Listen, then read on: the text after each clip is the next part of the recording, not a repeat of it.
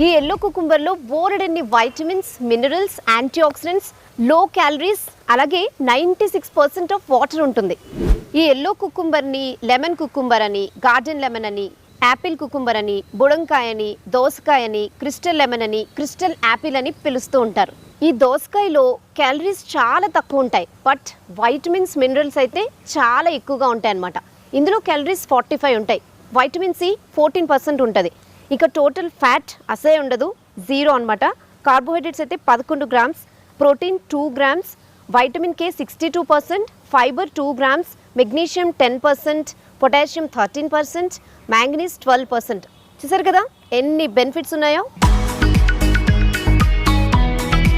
ఈ ఎల్లో కుకుంబర్లో బోలెడన్ని యాంటీ ఆక్సిడెంట్స్తో పాటు ఫ్లావనాయిడ్స్, టానిన్స్ ఉంటాయి.